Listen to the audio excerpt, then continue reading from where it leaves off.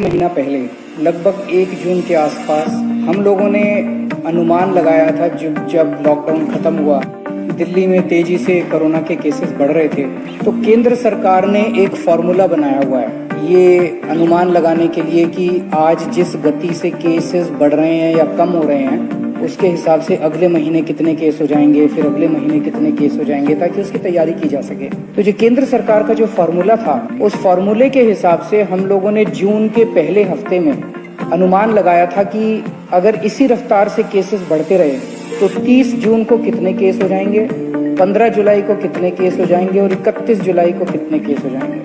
और वो अनुमान हमने आप सब लोगों के सामने रखा था। उस अनुमान के मुताबिक 15 जुलाई तक ये अनुमान था कि आज तक 2.25 लाख केस होने का अनुमान था। उस फॉर्मूले के हिसाब से जून में जिस तेजी से केस बढ़ रहे थे पहले हफ्ते में, उसके हिसाब से केंद्र सरकार के फॉर्मूले के हिसाब से आज तक 2.25 लाख केस हो जाने चाहिए थे दिल्ली में टोटल।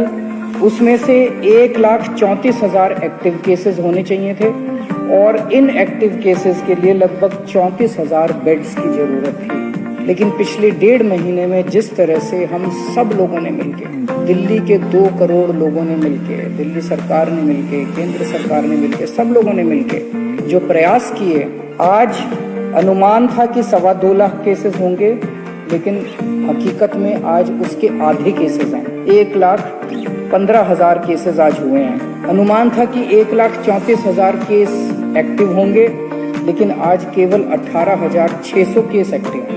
और अनुमान था कि 34,000 अस्पतालों में, कोविड सेंटर वगैरह में अस्पतालों में 34,000 बेड्स की जरूरत पड़ेगी। आज केवल 4,000 बेड्स की दिल्ली के अंदर जरूरत पड़ रही है। हमने 15,500 बेड्स का इंतजाम कर लिया है, लेकिन आज उनमें केवल 4,000 बेड भरे हुए हैं, बाकी सारे बेड खाली हैं।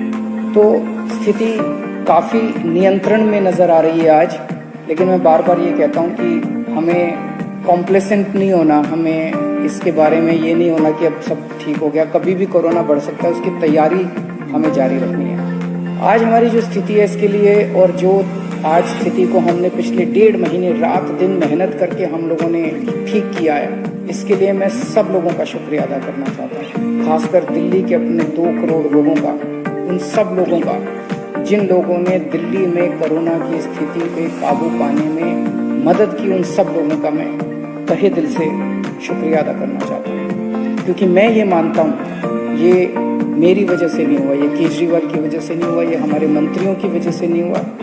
ये जो हो पाया ये हमारे लोगों की वजह से, हमारे डॉक्टर्स की वजह से, हमारे नर्सेस की वजह से, हमारे कोरोना वॉरियर्स की वजह से, जो रात दिन अपनी जान की परवाह किए बिना आगे आके काम कर रहे हैं।